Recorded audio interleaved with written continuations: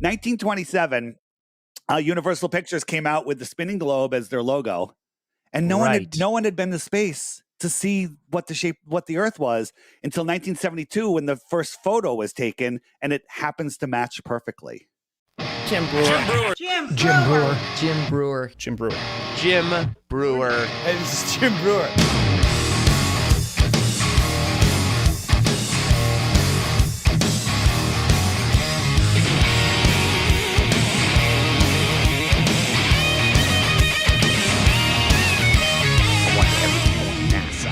Everything he's got. I love this stuff. I'm stoked. All right. Mikey, it's good to see you. How are you? Good, man. How you doing? I'm very good. So I want everyone, listen, we did this once before, especially all you bunkers. I mean, I guess technically this could be a bunker. Technically this is a bunker. Maybe I should get my glasses, but listen. We have questions at the end, so I don't want everyone to sit there and go, well, yeah, of course, you just sat there and listened. I'm open to everything. I'm starting to discover there's so much of history that makes zero sense. There's so many people showing facts and all that, and as the world starts growing up and figuring things, and I want you all to be just for entertainment, even if you don't believe it, just for entertainment value, to sit and listen. You know, if you want to hate it. Go have a beer, take a hit, or put your degree right here. And go, my degree will put, I'm smart, whatever you want to define yourself as. You're willing to watch politics? You're willing to watch everything that's going on, but you won't, at least for entertainment value, just listen. Just listen. You may be driving somewhere right now. You're a truck driver, or you're on a long trip. You're dropping your kid off at college or whatever it is, and you're like, this will keep you going. This conversation today is going to keep you motivated and inspired, whether you like it or hate it. And that's all I'm asking you to do is hang in there, and just listen.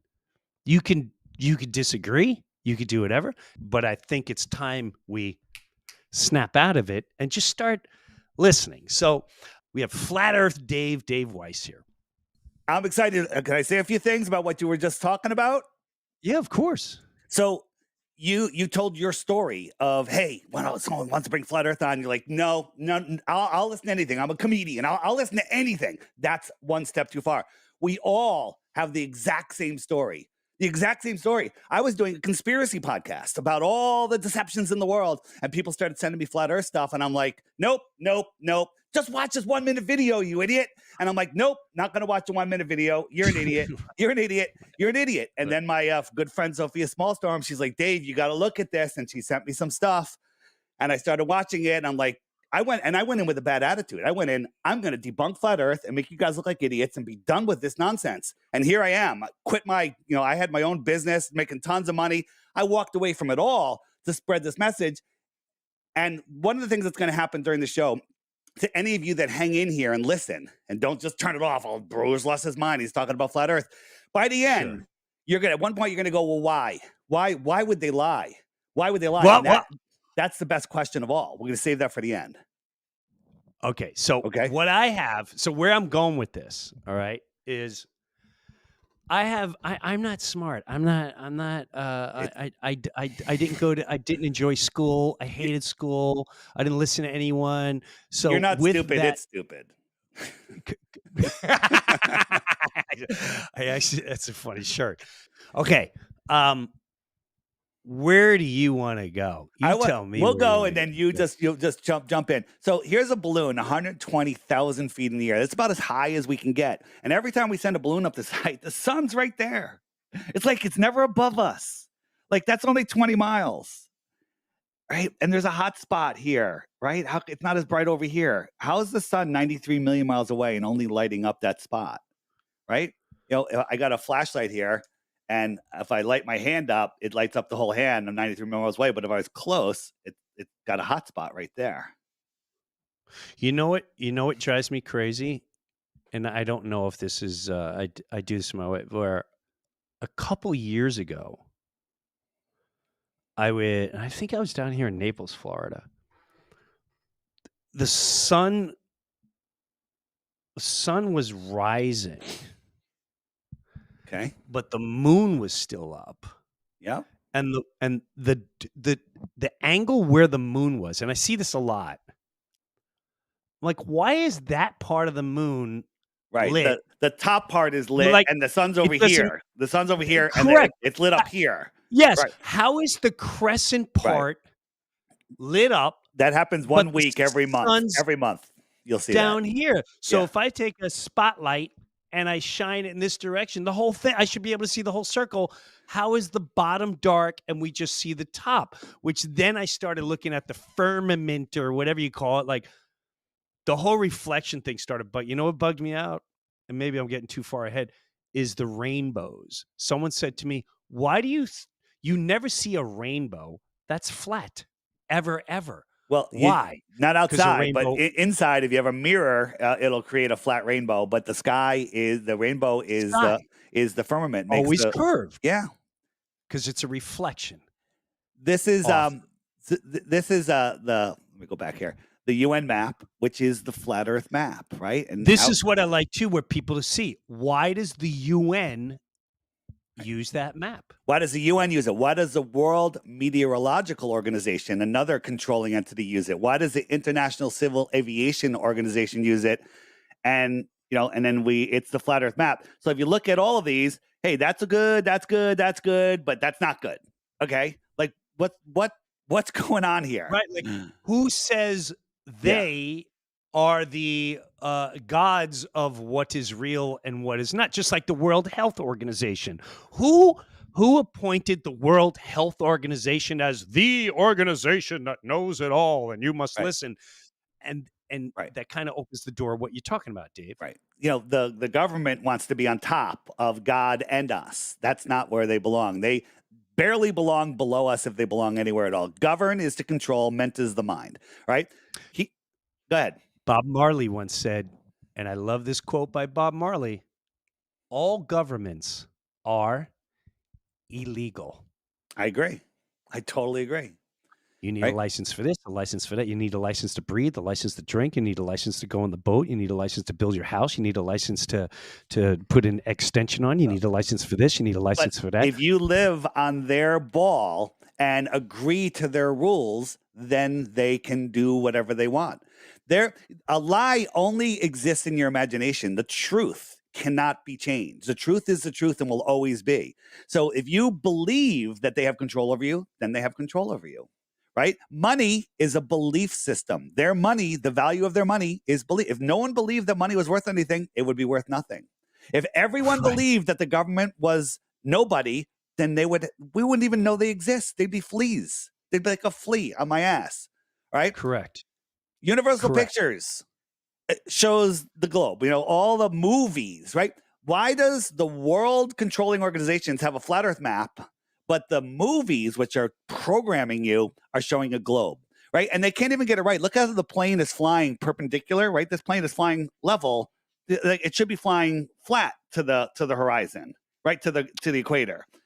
They can't even get that right. 1927, Universal Pictures came out with the spinning globe as their logo, and no one had been to space to see what the Earth was until 1972 when the first photo was taken, and it happens to match perfectly. Crazy.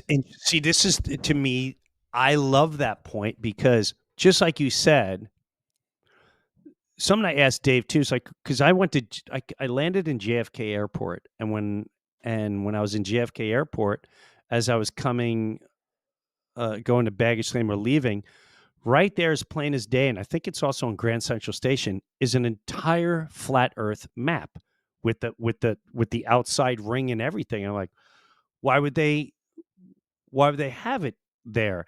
And my friend Dave was like, because they didn't know, they didn't know it was. They put it there because Is that what? This is Dallas. This is the TSA area. What are they guarding? They're guarding Antarctica.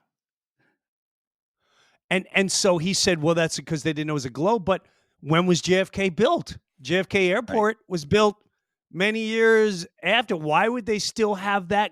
Why would they still have that map there? It makes no sense to me. George Bush Airport with the tree of life at the center, the dome over the top, and the flat Earth map. Where is that? This is George Bush Airport. I'm not sure. Is that in Dallas? Yeah, no, Houston, I think. Houston. Okay. And it's a whole flat Earth setup. I think it's fascinating. Yes. I just find it fascinating. Does it prove anything? No, it just proves that they're rubbing it in our face. Let's talk about things that prove that the Earth is flat. So, if the Earth, let me grab my props. Got a ball, right? Yes. You cannot see my mouth because I'm behind the curvature, a physical curvature. Zooming in will not make you see my mouth because it's behind a physical curve. A globe requires a physical curve after a certain amount of distance. This is easy. You're not stupid. Okay? It's stupid. All right? So I like that shirt. I'm getting that shirt. So on a globe the size that they tell us it is, with the radius that they tell us, at 3 miles, there's 6 feet of curvature. That means if I'm standing at the edge of a perfectly calm ocean, I can't see the surface of the water beyond 3 miles. That's how much it is. That's what they say. They say the Earth is too big to see the curvature, but their math says it's 6 feet of drop at just 3 miles. That I don't know if I've been. You haven't seen that alone because the Earth is flat, right? No, I know that because like if I could stand there in Long Island. There's times when I would be at the beach and I could see Connecticut. I'm in Connecticut. I could see people sitting on the beach over at Eaton's Neck. Okay. It's like 7 miles away. Right. And there would be like 15, 20 feet below the curve. I can see them with my camera right above the water. So they say how much every 3 miles? So no, you got to think about it. As you're going out in a straight line, it drops faster and faster. So it's not 8 inches every mile because that would just be a sloped Earth. It gets faster and faster. And the formula they use, the trolls will come out and say, oh, well, that's a parabola. Yeah, it's a parabola after like 2,500 miles. It's not right. But nobody can see that far because of the thickness of the atmosphere. But for anything up to 1,000 miles, 100% accurate, 100%. It actually gives the globe a little bit of the benefit of the doubt for the true equation, but 8 inches per mile squared. So 3 miles, 3 times 3 is 9 times 8 inches, 6 feet, 72. Okay. So here is a guy went out on a, as I said, large bodies of water at rest need to be contained and they lie flat and they freeze flat. So here's a lake and it's frozen. Guy's out here. He's got his camera 6 inches off the ground and he put these lights out here at 8 miles, 7 miles, 6 miles, and 5 miles. Now, using their math and giving them every benefit of the doubt with their stupid refraction, 30 feet, this should be 30 feet below the curve, behind, like my mouth was, 22 feet, 15 feet, and 9 feet. But for some reason, they all refract up and stop at eye level on the same line. They're all refracting up the exact amount in the middle of the night in the cold without any humidity. They're right there. Or maybe just the Earth is flat. And they're lying to us. What about stars? Like that kind of blows me away too. Like how can I be in one section of the world and see the Big Dipper and then be somewhere tens of 1,000 miles away and I'm looking at the same thing and I'm like, well, how is that possible if we're spinning? And shouldn't we see completely opposite of everything? Like, well, I should be able to see something that doesn't even exist. I love when people say they're 3 years away. That to me, that was one of the first dumbest things I've ever heard. Hundreds of light years away. That was died 30,000 years. It's so dumb because light attenuates. It spreads out and it gets weaker and weaker. As it spreads out, it just gets weaker and weaker. You can't see forever, even through blank space. Empty space. But the stars, what we can get into that in a minute, are the distances they tell you are provably impossible to see. I mean, our sun, if it was right next to us, it would fill the entire sky. Move it 93 million miles away, it's the size of a nickel held at arm's length. right? Just like we see it. Double that distance, it's the size of a pencil eraser. Double it again, it's like the size of a large star. Double it again, it's now 8 times as far away. It's like a tiny star, right? That's basically provable, but that's a light hour away. If 8 times away, 8 light minutes, they say the sun, the distance is, the distance light travels in 8 minutes to get from the sun to the earth. At a light hour, it would be a star. At 24 hours, you couldn't see it. So a light day away, you couldn't see it. And we can see stars that are hundreds of light years away. Stupid.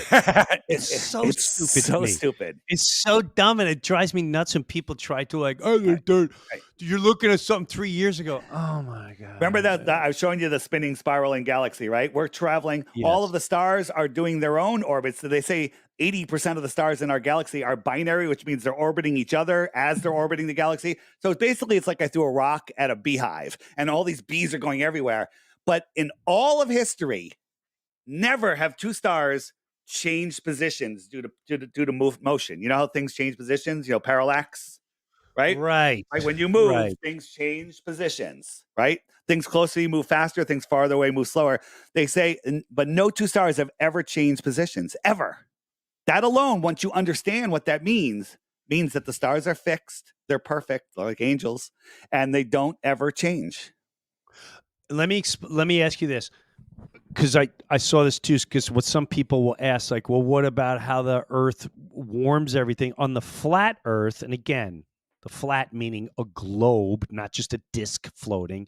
It's a globe.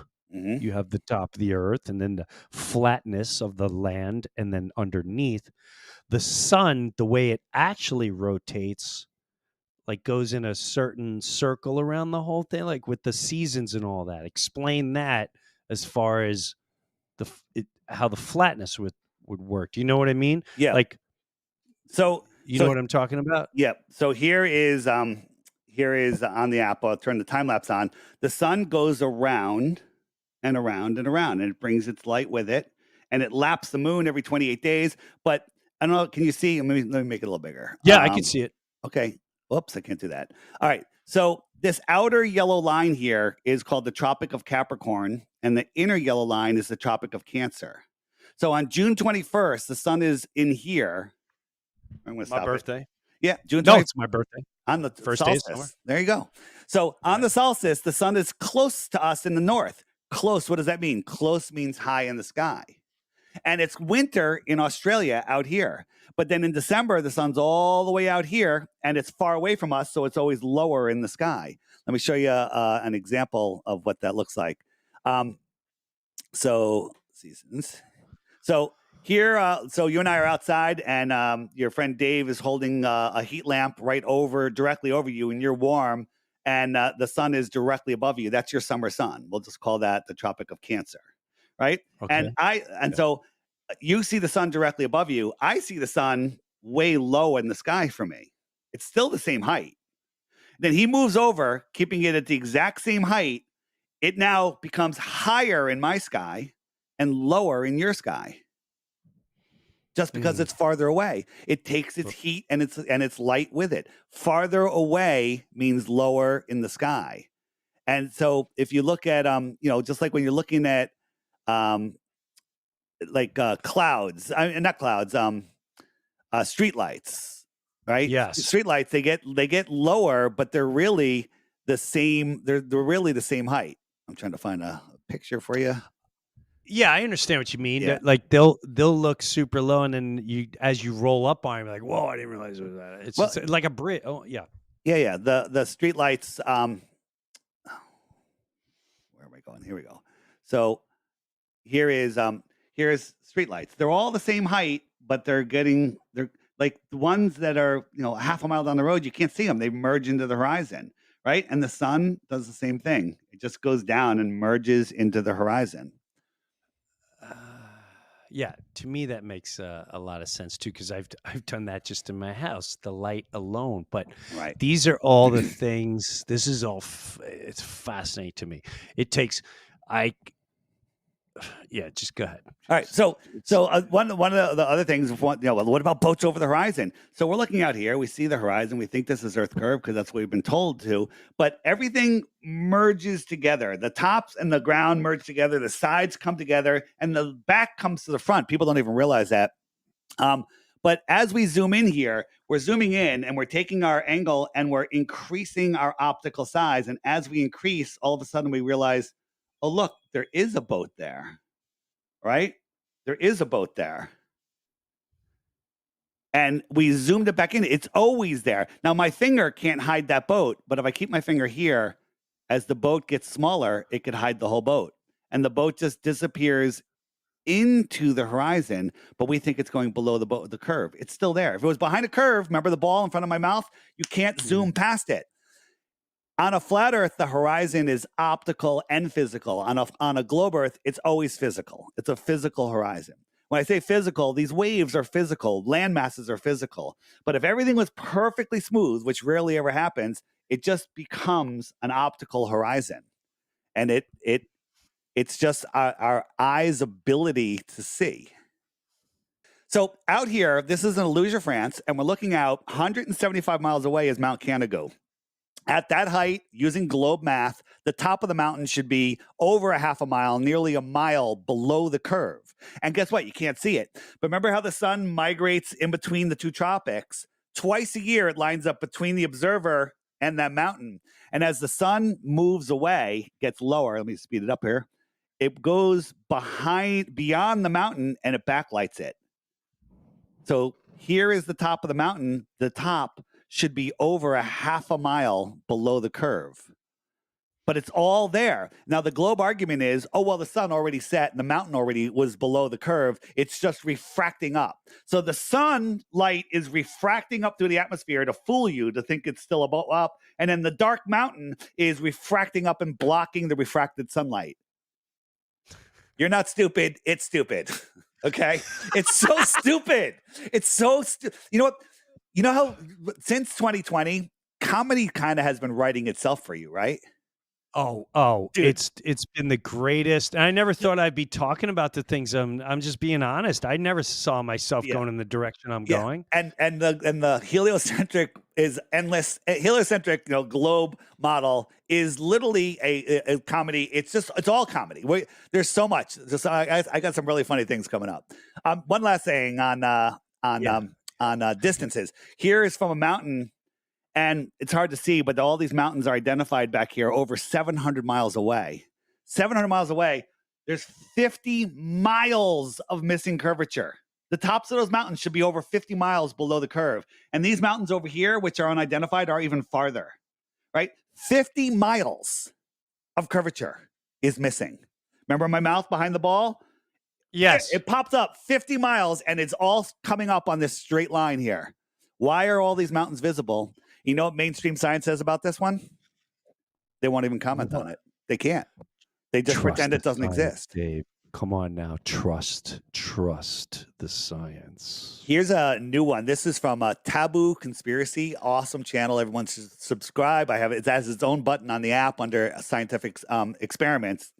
And the Knickerbein line of sight system. Knickerbein is what they used in the war to bring airplanes, where are we? To get airplanes to their location in the dark. And what it was a line of sight signal, and the airplane flies along that signal. If it goes left or right of the signal, it goes beep, beep, beep, beep, beep. And when they get to the center, it's like beep, and they know they're on the line, right? Yeah. The problem was it didn't tell them when they were crossing the target. It just kept them on a straight line. So they get another one, and it would cross where they wanted to hit. So when they hear both signals, they know to drop the bombs, right? And the first thing is the Allied command said, you can't do it. It's not going to work. The Earth curvature is going to block it. But then some admiral goes, no, do it anyway. Do it anyway, right? And because Earth curve. So we found one of the transmitters, which is 205 feet above the ground. So it's in Ringstead, and the target was in Monte Gormendi, or whatever it is. And that was at 3,631 feet. At that distance, right, 515 miles, there should be a hidden height of 129,000 feet. That's almost 25 miles. 25 miles behind a curve. But for some reason that they could see that. So the airplane would fly along, beep, beep, beep, beep, beep, beep, beep, beep, beep, beep, and then it would hit the other signal and it would know to drop the bombs because those two signals are going there. There is no Glober explanation for this. There is no explanation. And they can't say refraction. This is what refraction is. Hey, I see that person there, but there's a house in front of them. The house is refracting down and they're refracting up, so I don't see the house, but I see the person. That's what refraction is. Well, I can wrap my head because I'm dumb as a rock. So I can, when you start talking numbers, I start going, oh yeah. But the thing that's interesting to me is the globe. Okay. Yeah. And if we're on this curvature, and this is okay, so if the building is straight up, and as it's curving, and you're like, oh, I can see the top of the building. You shouldn't be able to see the top of the building. You should be able to see it's on an angle by then. Like, their argument for that is that it doesn't make any sense. The drop versus the angle, it's more of a drop than an angle, and you wouldn't notice. It's a ridiculous argument. What's going on here? What's going on here? This is in the evening. I'll give you a hint. It's in the evening, so the sun is doing what? Sunset. It's setting. It looks like it's going behind the curve, but this is how our eyes see, right? But when we zoom in on this, so now our consumer optics have outgrown their lives, and when we zoom in, here comes the zoom. Ready? We zoom in, we realize it's not really setting. It's going away. We just can't see this space in between here. It goes away. This area becomes opaque, and the sun just goes beyond it like this. And so this area, this line, it looks like it's at your eye level, but it could be thousands of feet above your eye level. Right? So right here. Here's the sun going away. I just got a coin on a table here, and the camera is slightly below the table, and it looks like the coin is setting. And at great distances, you can't tell that something is above you, that it's higher than that, right? Let me show you. I think you'll be able to get this, Jim. Again, that one was actually that one I saw a while ago, and that one fascinated me because then I started doing it. I started watching the coin. I'm like, oh my god, it looks like the coin is setting right there. So here's a perspective grid, right? Everything goes to the vanishing point, right? This is easy. You'll get this. So I got a guy here. Here's his eye level, and I'll put this mountain up in the sky. So let's say this mountain's 3,000 feet above his eyes. Yes. Okay. And here's the sun up here. And the sun's just going to go away, just like it did with the building. Now, it just went beyond the mountain, right? Right. So now if I go backwards, right, now I can see the sun again. This here is still 3,000 feet above my eyes. Globe or flat. If I'm 20 miles back, it's literally just looks like it's at eye level. And as the sun goes away, it goes beyond it again. But my programming tells me that's the horizon of a globe, right? Now, if I put the clouds in the sky, the atmospheric deck, the sun's above that, the sun goes beyond it again. Now, let's look at this line. This line is composed of the top of the mountain, 3,000 feet above my eyes. It's also the atmospheric deck, those clouds, which are thousands of feet above the mountain. So this line here is 5,000 feet, 10,000 feet above my eye line, but I perceive it as my horizontal eye zone. Yeah, that is see now they don't teach us that in school. Yeah. Let's look at NASA. I like this. Let's please look at NASA because I started checking this out a while ago and realizing there's a lot of funky stuff going on. Who are the founders of NASA? We got Ronald Hubbard, right? Ron Hubbard, founder of Scientology. Walt Disney, a cartoon producer. Werner von Braun, a actual Nazi. Okay. Jack Parsons, right? And an occultist, and Aleister Crowley, the most wicked man in the world. These are the founders of NASA. Are you serious? Yes. I don't think anyone knows this. The Everyone knows founders this. Not everyone. A lot of people know this. Those are the of the founders. general. I Right. can guarantee you, my buddies have no clue. Yeah. I'd love to get my buddy Todd on here. He'll try so hard to viciously fight you on all this. He Oh. thinks he's brilliant. Oh. Founders of NASA. Oh Yeah. my God. Hubbard, Yeah. Disney, Braun. Wow. You live in Florida. Okay. This is Yes. they launch all these rockets, and the first stage comes back and lands on a raft 800 miles off the coast of Florida. No one's on it. Right. It's a drone ship, right? Now watch. I'm going to show it again. Right? This is the onboard, and these little milk crates steer it, and it's going to land right on here. And then they always show this, and then quick edit, and it's there. Like I watch this. I can go. Here's the landing pad, and I'm going to do it this way. Right? Here's the landing pad, and it's coming in. Oh baby, bam! There it is. I landed. Yeah. Yeah.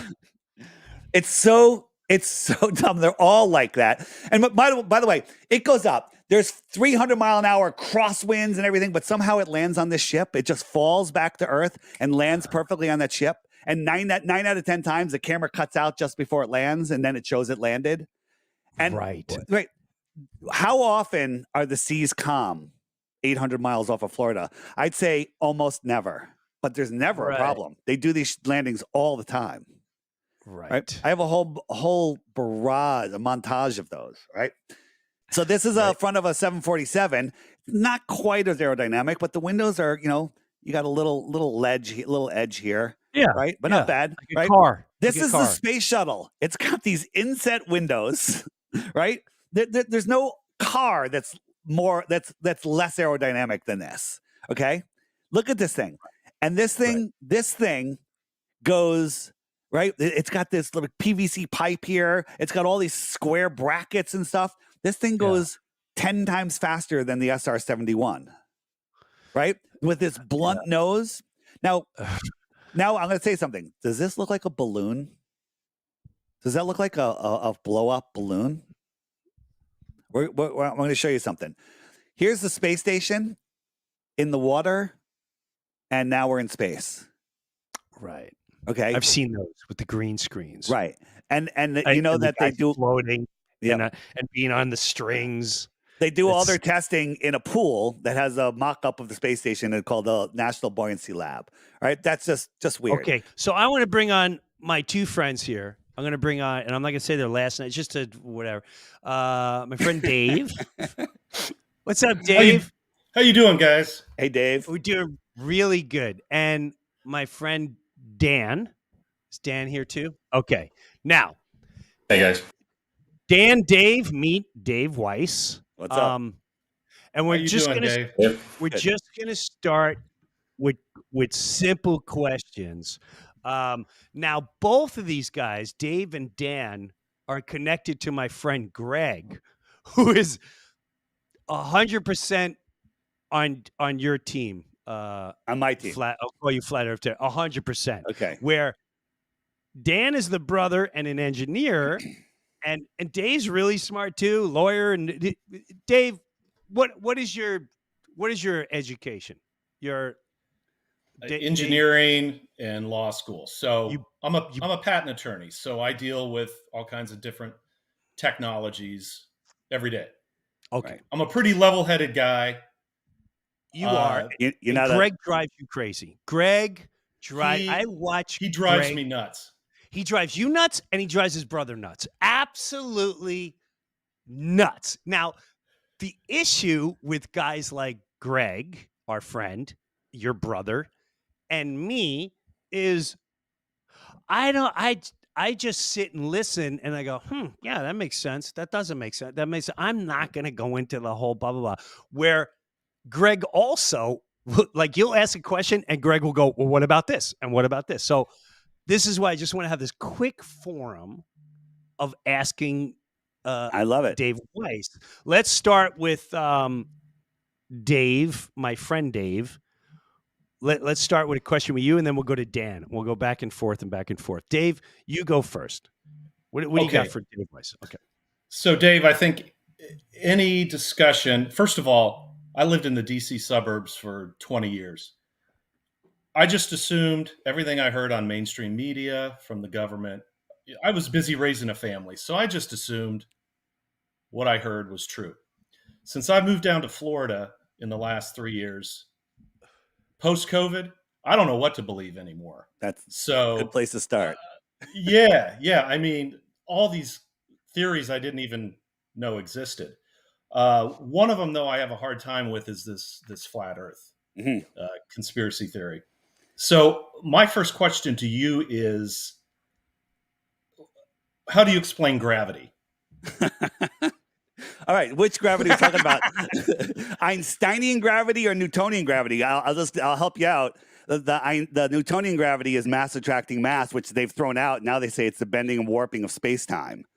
So, well, that's Einstein's theory, right? Yeah. So which one are we talking about? We're going to talk about mass attracting mass, which is what most people believe. Yeah, let's talk about that, because with a sphere, gravity attracts, everything pulls from the center. Yeah. So if you've got a disk and you're on the edge and gravity's pulling from the center. Right. We're not a disk floating in space. That's what they want you to believe. You Google flat Earth, you end up seeing a disk floating in space. That's two false models. That's a pizza Earth floating in heliocentric space. Neither of those are true. So they're giving you red or blue. Which one? Well, both of them are connected to the devil. So, on flat Earth, down is down, right? On globe Earth, down is every direction towards the center while you're spinning, while you're orbiting, while you're flying through an infinite space vacuum. So that's a little weird. But there's a thing called electrostatics. This is not a theory. Electrostatics is everything from the air you breathe, the food you eat, your body, yourself, rocks, everything. Everything has an electrostatic charge. The Earth has a negative charge to it, measurable, testable, repeatable, provable, negative charge to it. And the sky is a positive charge. So anything above the Earth, hey, by the way, Jim, this is the most technical we're going to get through the whole thing, but it's really easy. Okay. It's really easy. Okay. So I'm going to keep it easy. So we can test that. So we can take things like, I got these helium balloons here left over from a party, and there's just a button right here, and it's floating like 2 inches above the ground. And this line, that wire, goes to a Van de Graaff generator, and we're going to introduce a higher positive charge to it. So when we add a positive charge to it, all of a sudden, it's more attracted to the Earth. Am I changing the gravity, or am I changing the electrical charge to it, right? And then when we discharge it, it goes back up. Now, we can do the same thing with a negative charge. You put a negative charge into something, and it repels itself from the Earth. Are we changing gravity, or are we just changing the electrical charge? This is a drone from MIT. It looks like a bunch of milk crates. And it has no moving parts, and it flies just by changing its electrostatic charge. The XRT-3B, that triangular secret aircraft, you could look up. It's disclosed information that it lifts and propels using electrostatics. One last thing about electrostatics. They tell us electrostatics, which is testable, measurable, repeatable, modelable, and we can experiment with it, is 10 to the 39th power stronger than gravity. 10, that's 1 with 39 zeros. Your mind isn't capable of fathoming the difference in that. A trillion is unfathomable, and that's only 15 zeros or 12 zeros, okay? And this is 10 to the 36th power. So if gravity was real, and electrostatics already are real, gravity is a theory, electrostatics is not a theory, 10 to the 39th power, what makes things go down? Electrostatics is the answer. And may I just say this real quick? For a lot of people like my friend Dave, this is when people say flat Earth, this is what they're referring to, like a globe. When at Christmas time and they have all the globes and you shake them. So what they're saying is this is Earth, okay? Earth is, but the Earth part is flat. So This is flat. Rather than we consume all this, we consume this. And when you look from above, I don't know this. I'm just saying, here's America and Africa. Let me show you right here. This is from above. Right. And then, so all of this area out here, this is Antarctica. This is the shoreline of our pond. Large bodies of water at rest need to be contained, right? If you had a bathtub but didn't have the side of a tub, the water's gone. You didn't have the side of a pond, of a lake, the water's gone. If you don't have the side of the world oceans, the water's gone. It's not on a ball spinning in a space vacuum, which is a whole nother problem. This is just the shoreline of our land. And check this out. Guess what? If you average all of the land heights of all the continents, Antarctica is more than twice as high as any other continent. Antarctica is the shoreline of our world's oceans. It is what keeps the waters contained in our world pond. Okay. I want to get to Dan. Dave, do you have anything on what Weiss just said? Flat Earth Dave? Like, Yes. One okay. more question. And then I want to ask Dan, because Dan's got his. I see his face starting to be like, "What are you?" So go ahead. So Dave, regarding Antarctica, people talk about how, we've never seen what's inside of Antarctica. They have to piece together satellite photos of Antarctica to get a full mapping of the continent. Mm-hmm. But the flat earthers, you can fly from Chile to the South Pole. It only takes about, I think, 4.5 hours. Yeah, that's actually not true. But no one's ever gone from Chile to the South Pole and then to Australia. They always double back because on a flat Earth it doesn't work. On a flat Earth, let me just go back to here. So Santiago, you can fly out to here. Oh, you're at the South Pole, and they only take you to a ceremonial South Pole, or there is a South Pole station, but you'll never be able to go there. It's off limits. Everything beyond this purple line, 60 degrees south, is off limits to anybody to independently, freely explore. No one's ever gone here and ended up over here. No one's ever done that. People circumnavigate circular. They go around the North Pole. Let's talk about circumnavigation for 1 second. This will help bring it together. Circumnavigation. Hold on. Where is it? But couldn't you explain that the majority of the population is in the northern hemisphere? Well, you could say that, but nobody has ever flown from Santiago south. Now, check this out. I got a compass here. I have a magnet at the center. That's where the North Pole is. And I'm pushing the compass west, but I have to keep turning west because my compass always has to point towards the center. So west will bring me right around the Earth, right back to where I was, right? East will do the same thing right around because the compass is always going to point towards the north.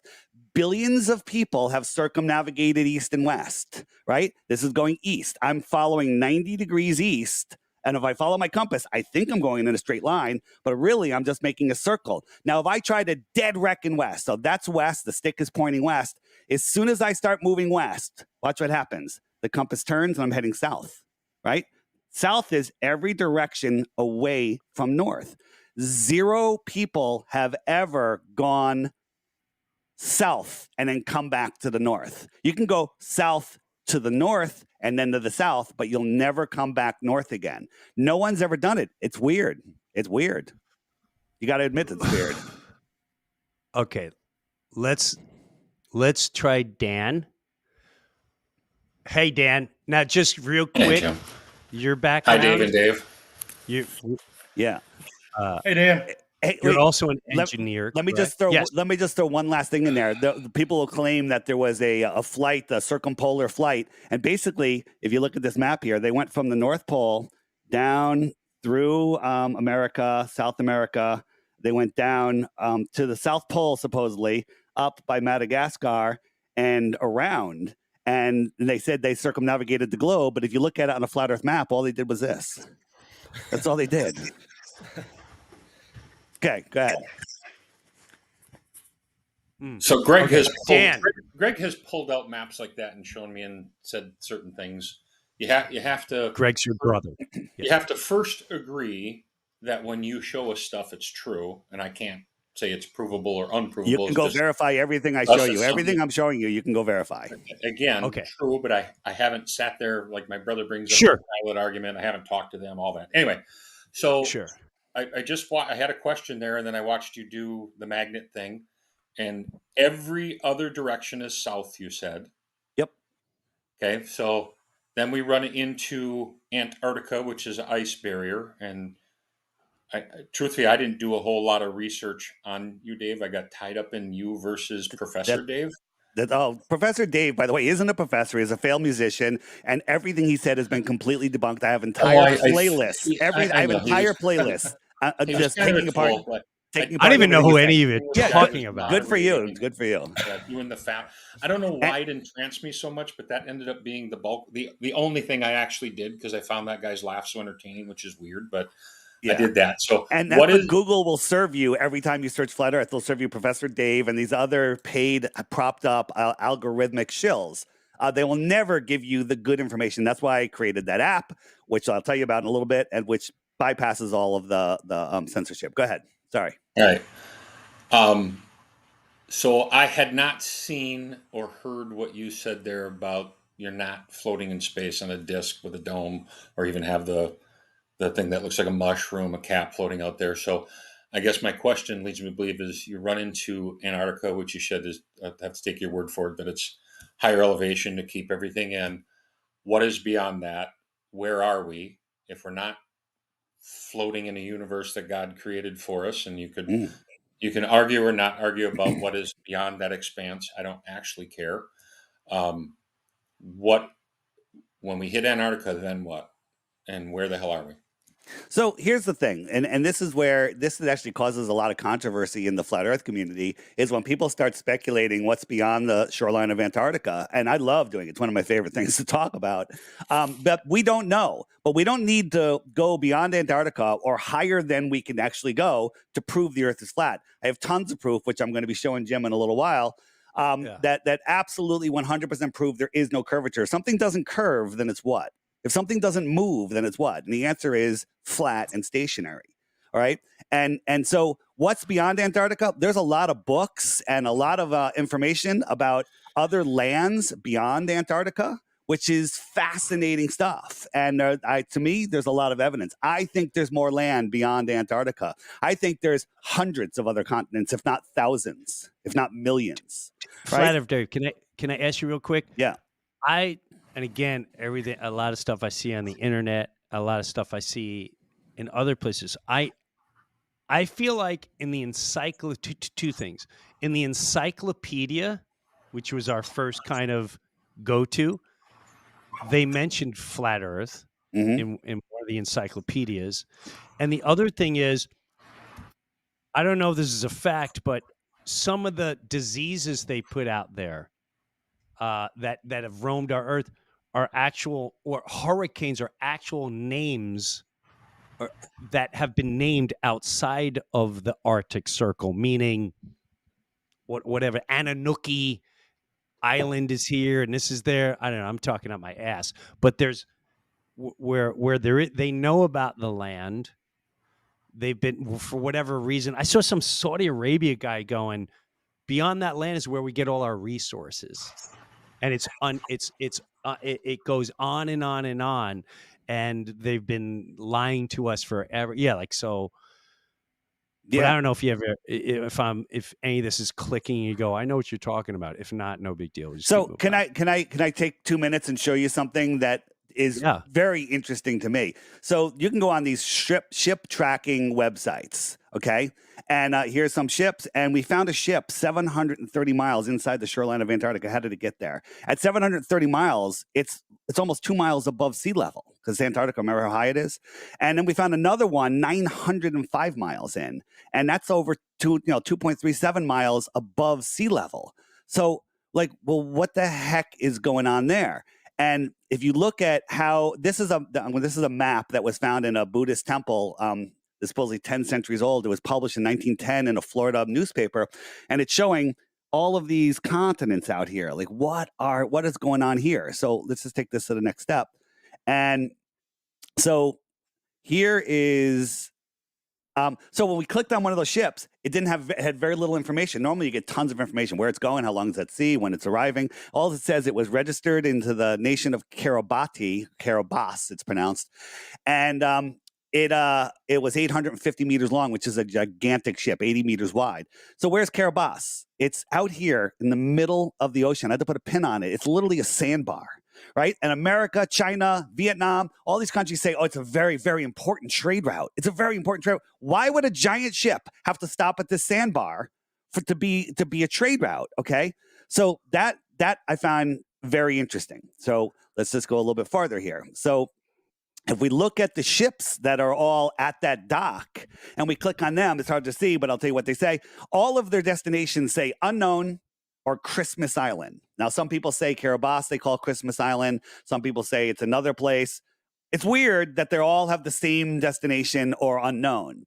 And it's very, very, very interesting. So I'm not going to get into the whole thing. They used to do a lot of nuke testing there. If you know anything about nukes, that's just another thing to keep people away. But if we look at time zones, right, on a ball of globe Earth, North Pole, South Pole, you got 24 lines dividing the Earth up into 24 time zones. As the Earth spins, the sun travels through the time zones, and you have all of your time zones. But Kiribati was in this weird spot. Let me zoom in. It's right here. Now, this time zone zigzags all over the place. How does that work on a spinning ball, right? Why? There's 3.5 time zones here, right? And Kiribati is, I would call it, in the most suspicious spot, right? So if we look at time zones, there should be 24 time zones, but there's 19 time zones in the north, 24 in the middle near the equator, and there's 32 time zones in the south. Well, if you tried to wrap that map around a ball, you'd have to squish this down, right? Why are there 32 time zones in the south and 19 in the north if we're a symmetrical ball, right? And so here's what I think is going on. And this, again, this is not needed to prove the Earth is flat. If this was the world, right, they squished it all around. So everything outside this line here, they say, oh, that's just Antarctica. It's a continent at the bottom of a ball, right? But what if there was a trade route and it looked like this? Here's Kiribati, and it goes out, and these ships are going out here to these other civilizations. Where do we get our computer ships from? Where are we getting all our tuna fish from? Where are we getting, maybe they're trading children, weapons, technology. We don't know. We don't know. And the thing is, you can't say, well, that can't be. You didn't ever hear about Kiribati until just now. You just never even thought of this as a possibility because the controllers did a fantastic job. They made it so flat Earth is something that you can't even question, don't have any interesting questioning. And, and nobody wants to go to the South Pole or the North Pole because we're all programmed with National Geographic shows showing the guys going to the North Pole, freezing their butts off. They're running out of food. They're eating their dogs, right? Then they get there and it's dark and cold and there's nothing there. That is to program you. So you never say, I want to go to the North. I think there's lots of interesting stuff in the North and more interesting stuff in the South. Bro, I am with you too, as far as programming with the especially National Geographic and all that. Oh yeah. Now that I'm waking up and I can see things for what they are, for the first time in my life, I love the show Planet Earth. I noticed two things. It is, but I noticed two things they pushed. The ball, climate change nonstop. Yep. Climate change, they always say, and one day the bird may not exist because of climate change. And one day that. So I get that. It's nonstop climate change. Meanwhile, Plymouth Rock is still where it's at. The other thing that blows my mind was they were pushing a gay agenda. And I'm telling you, I'm on the flight, and they sold the fact that this bird would attract another bird, and he does his little dance, and then the other males come and they kind of fight him, and then the bird is and then he ends up with another male, and it's like, and he lives the rest of his life. And I'm like, how can you say that the bird is gay and he stays gay for the rest of his life? Is Planet Earth studying the bird for the last 40, 50 years? Like, that was the most absurd, disturbing comment. But when you're under hypnosis and you're watching, you don't question it. I'm sitting there going, oh yeah, and gay. And the way they explained it was, for some, it's better to be gay than to be lonely, which, again, I have nothing against gay people, but to say that on planet Earth about a bird, I went, they're programming. That's total programming. What they're saying. If a child is watching, oh, I guess I can, but yeah, I'll do that. Like that.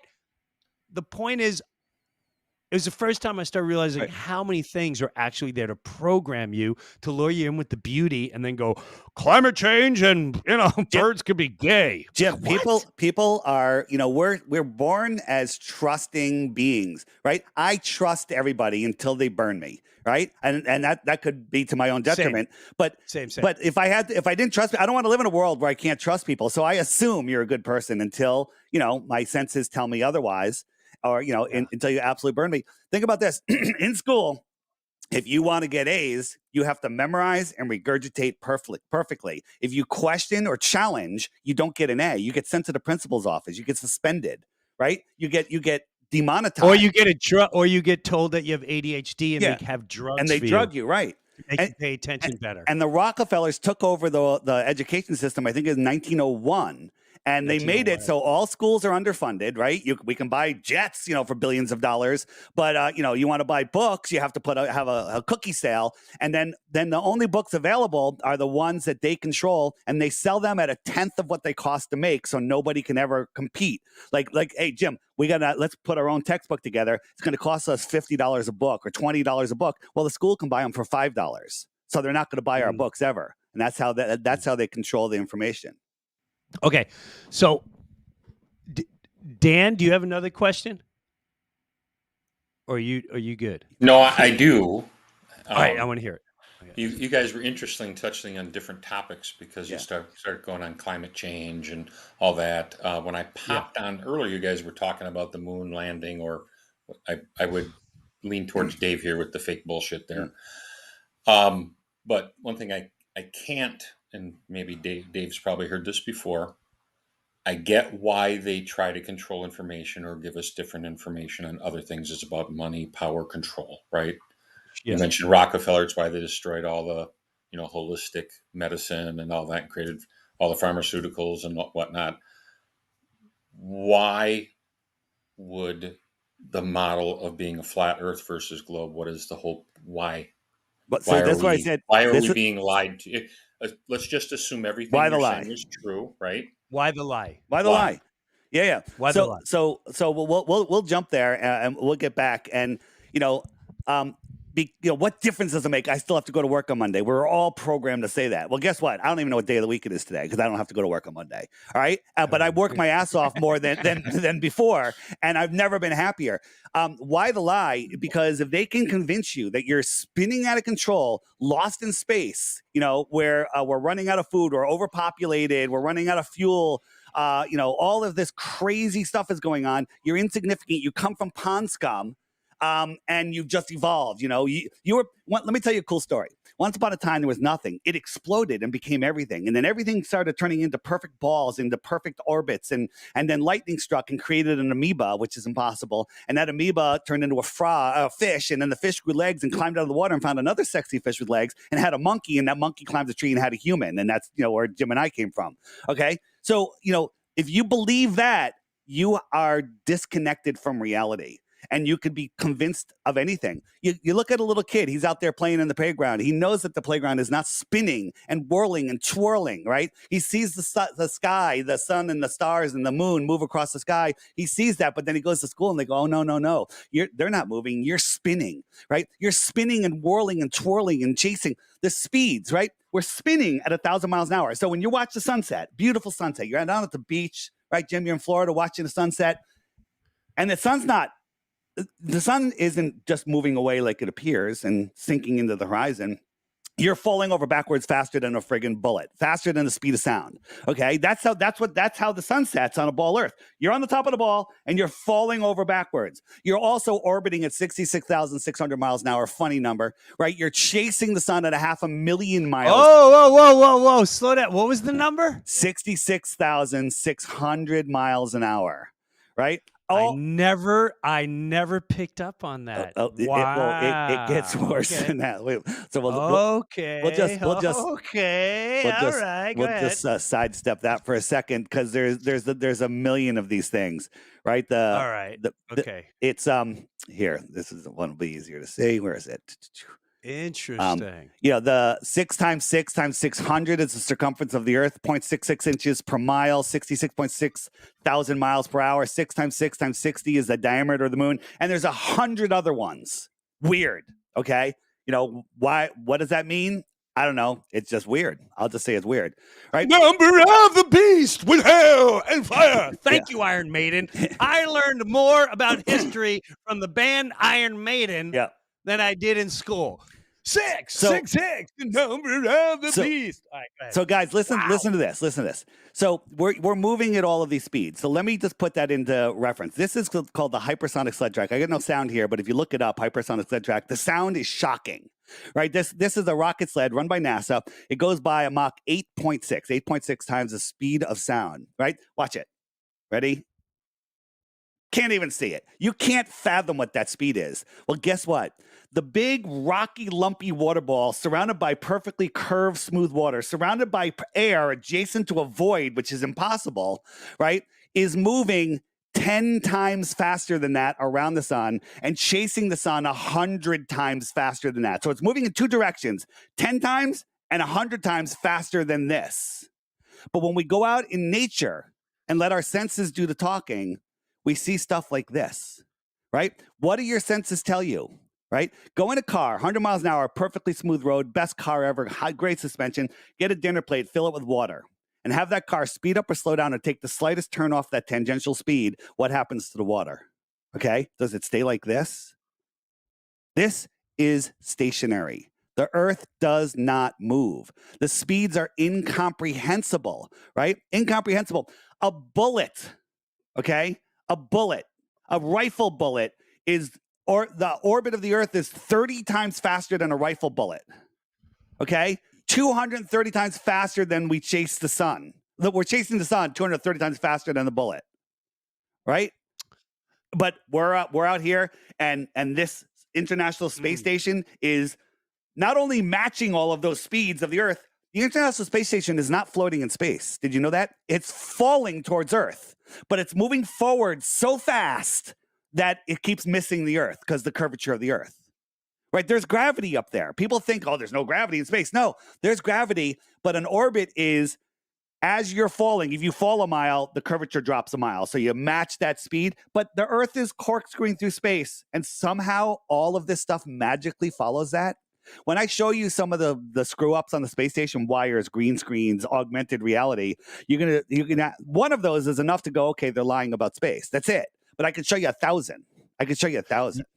You know, it's fascinating to me what you just did with like the oceans. Oh, why is there a tide? Okay, well, you just showed me. That's fascinating to me. Meaning, there's lakes and ponds that are just still. Yeah. And if they're really moving, why isn't that water at least wiggling a little bit? Right.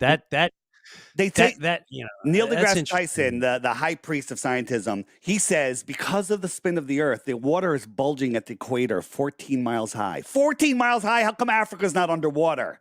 Okay? At 14 miles high, how come when I take off from Connecticut and fly to South America, I don't have to triple my height just to skim over that mile? You're only 5 miles up, so you'd have to go 15 miles up just to skim over that hump of water at the equator. It's all dumb. It's all stupid, right? You're not stupid. It's stupid. All right? All right. Any other? All right. I want to say this from before you guys end I up like this. I like disappearing. this because at first we weren't sure, but now I'm excited. Yeah. Year two, most people, by design, they got to work, they got families, they got responsibilities, you got very little time, you need some off time. No one wants to take the time to go look and find out that everything they've been taught is a lie. It's like people just rather not look. I have good friends that just will not look. That's okay. That's their journey, right? If you want to know the truth, you have to look. Here's the thing. Nobody leaves flat Earth. It sounds like a cult. It's not a cult. Nobody leaves because once you see it, you can't unsee it. You can't unsee it at all. Dave or Dan, raise your hand if you have another question or all right, go ahead, Dave. Okay.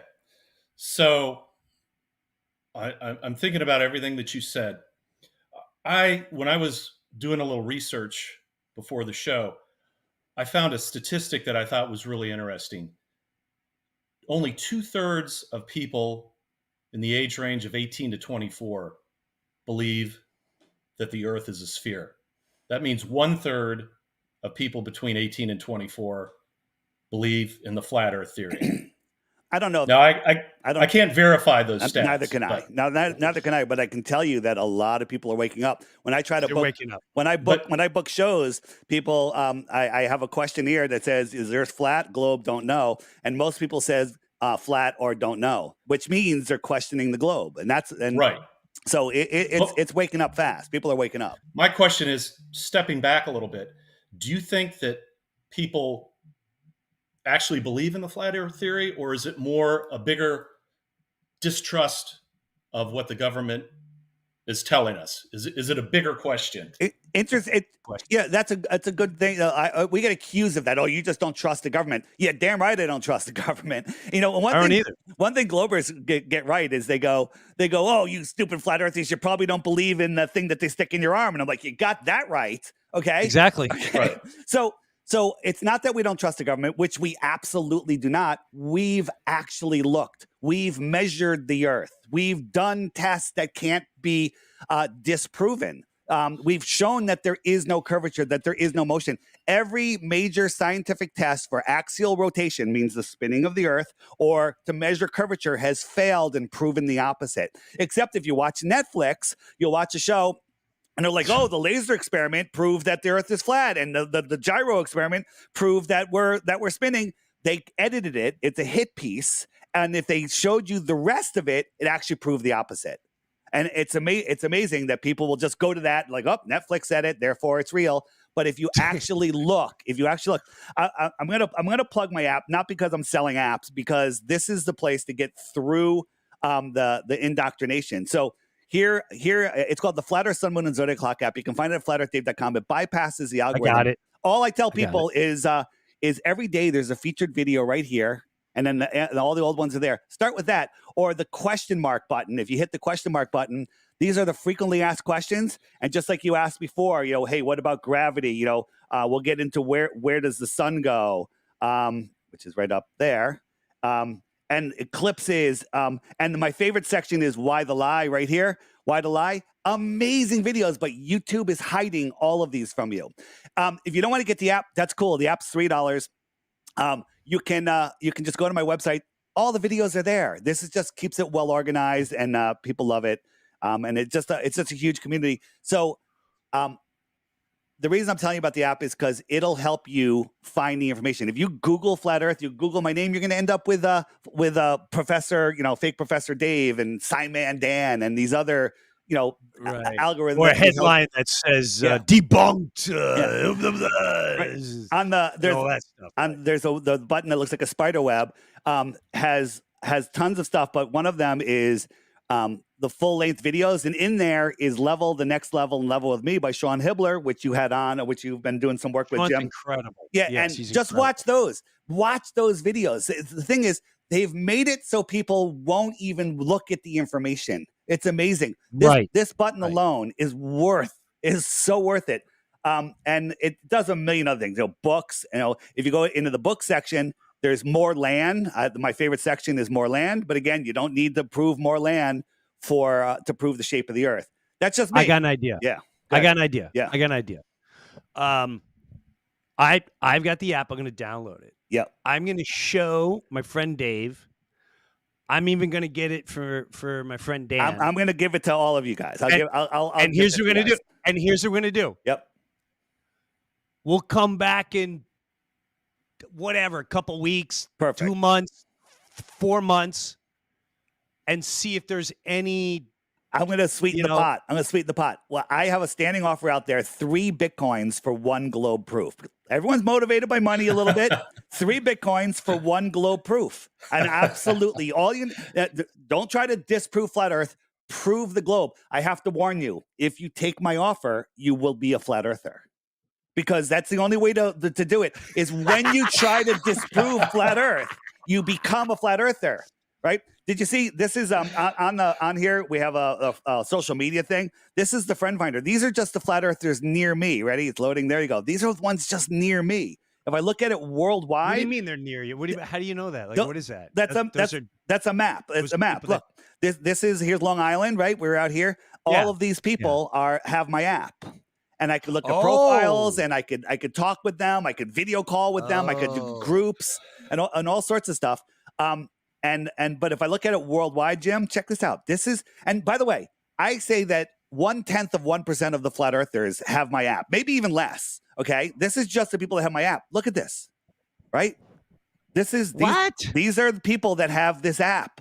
Why is flat Earth so big? If the Earth was a globe, there would be 0 flat earthers, right? The UK, look at the UK, you can't even see it anymore, right? This is the biggest awakening ever. Why does it matter? Because when you wake up to flat Earth, you unplug from the system. You stop feeding the matrix. You stop feeding the global control, right? So here it is. And your wife will love this too, Jim. I don't know. I wanted to bring her on, but she doesn't want to be on. She'll love this. She'll love this because we're born into God's world. We inherited God's world and God's law. Very simple. You don't have to go to school. Don't kill anybody. Don't get in anyone's face. Leave them alone. Mind your own damn business. Okay. I'm sure you can sum it up a little differently. Be kind to one another. Be kind to one another and don't, interfere with anyone else's free will. That's it. Now, if the governments admit that the earth is flat and that we're in God's world, they can't make any laws. They can't make any laws that go against that. So they put you on a globe, a finite area, and they say, okay, and they register you at birth with your birth certificate, and they say, okay, use this fiat currency, and now you're in their system. If you play on their ball field, you have to play by their rules. You play with their fiat currency, you're controlled by them.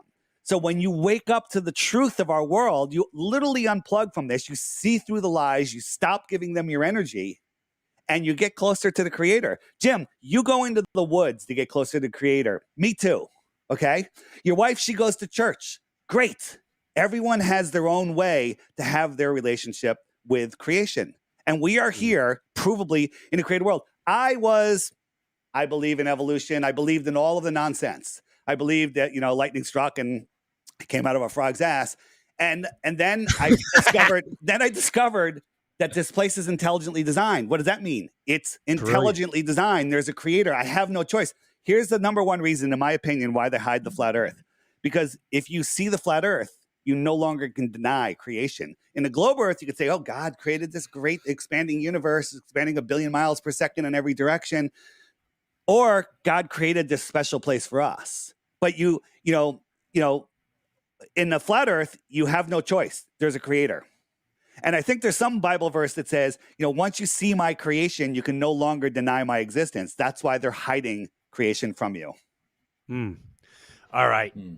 Are you guys up for this? Can we revisit, Dan? Definitely. We're gonna get you the app. Yep. Just give me their email addresses and I'll send it right over to them. I just need to know Apple or Android. No problem. Because I want to check it out too, and I'm all in on the more like even just going to Africa and just going in the woods. There's a great movie I watched. I don't know if it's called the Biggest Little Farm. I don't know if it's the smallest little farm. Mike, are you able to look that up? And is that what it's called? The Biggest Little Farm, the some little farm. And why I loved this movie is because and going to Africa and going to all the places in nature, because you see how the soul and the spirit lives in everything: the tree, the frog, the grass, the cow, the thing, and everything exists to help there it is. The Biggest Little Farm. I highly suggest just to check this out. Just watch it. Not so much for the storyline's incredible, and it's true. It's a National Geographic guy and they decide to just make a left turn and live life differently and get a farm.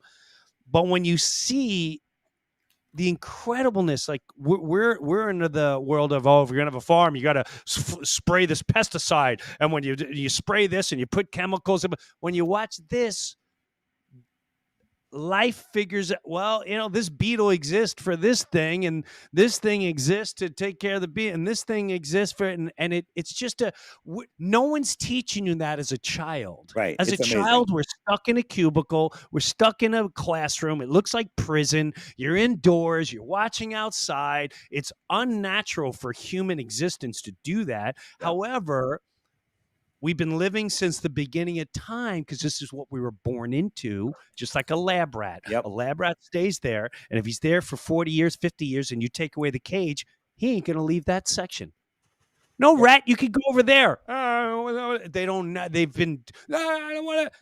Just like us. Yep. We don't know, or we fear the unknown, and we don't want to admit we've been lied to, just like your wife's been cheating on you, or someone's been doing this to you, or your brother's been stealing from you for years. Not you, Dan, or not you, Greg, but like it's so hard to accept being lied to, especially when it's your government, your education, and they use all these words to empower us. I have a family member. If this person says the word smart one more time, we make a joke when we go over their house. We're like, let's do over and under how many times they mention the word smart, because that is their idol. That is I am smart, and this is smart, and that's smart, and it's, well, what is smart? The smartness of what you've been told, regurgitated, and exactly. you said yes, I copied and learned everything you showed me. Does that make you smart? I don't know. But No. What happens is when you become smart, what they've taught us is that you're better and you know more. And that's where I can really dig into. I'm all about nature and common sense. And that is what's going to get, natural instinct and all that. But anyway, gentlemen, thank you a million. Boys, I'm going to send you the app. I just want you to, I probably don't have a ton of time. Just while you're having your morning coffee, watch the featured video each day. And in 2 weeks, you're going to have a big problem because you're going to lose half your friends.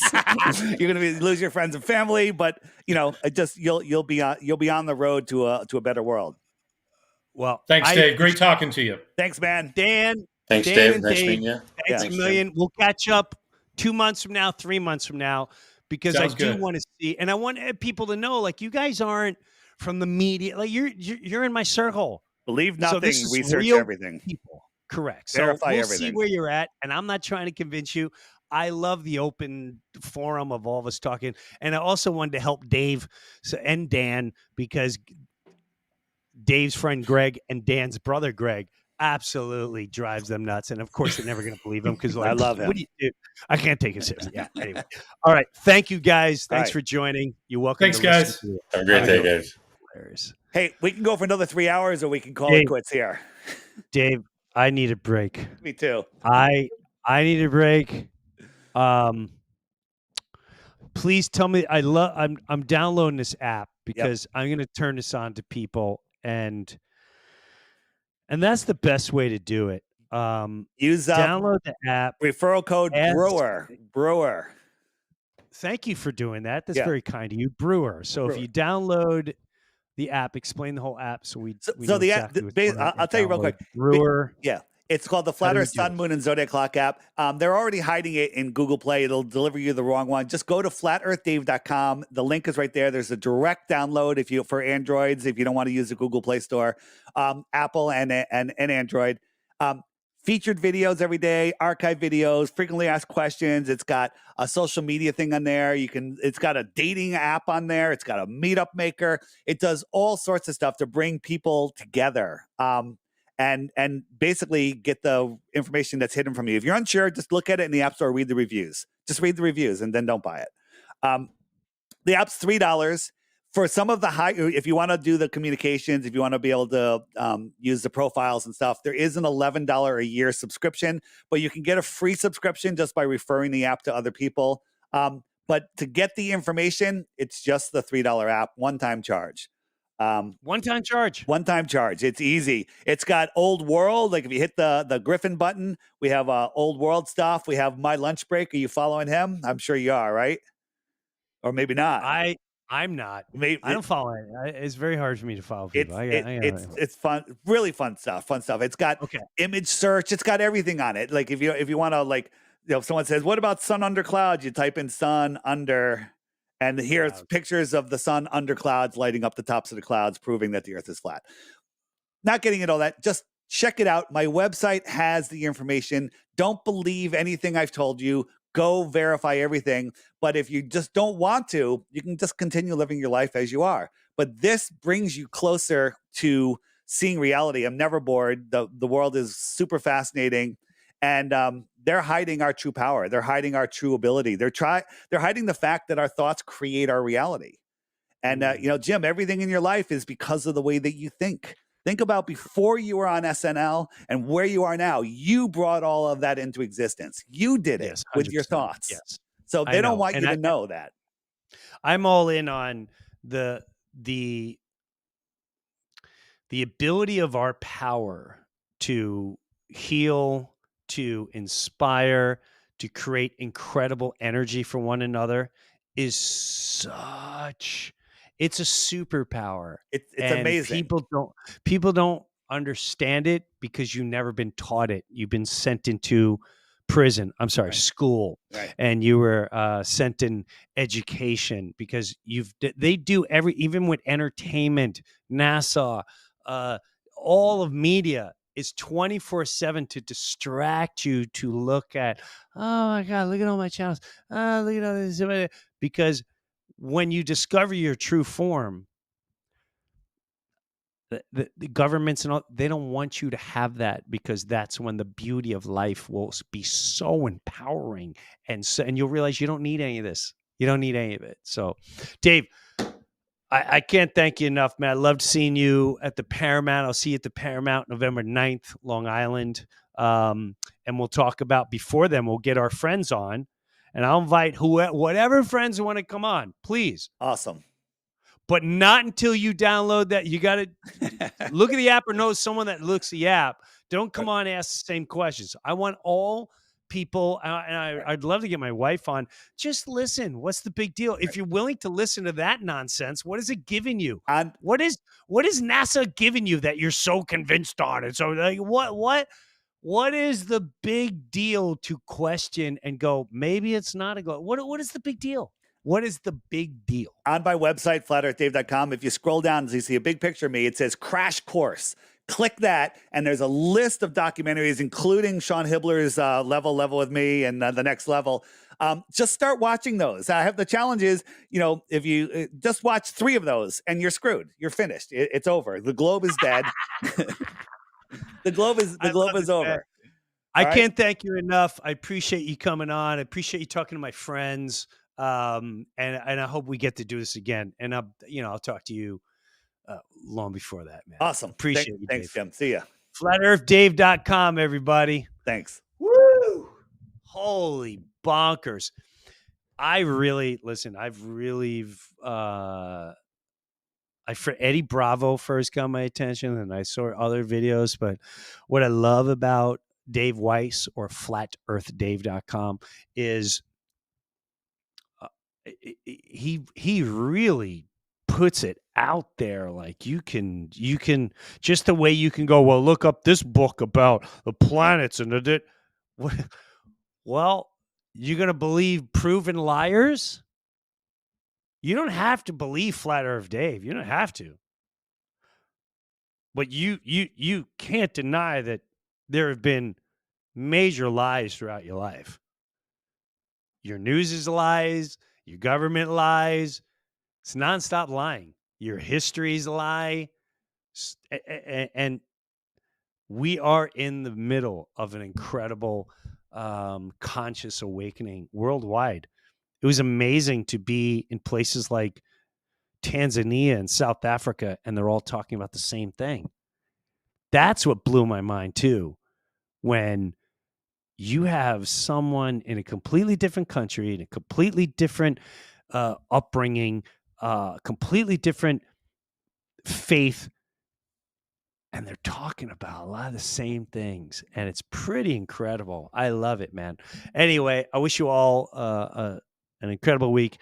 Check out check out that app. I mean, it's what is it, $3 for the year?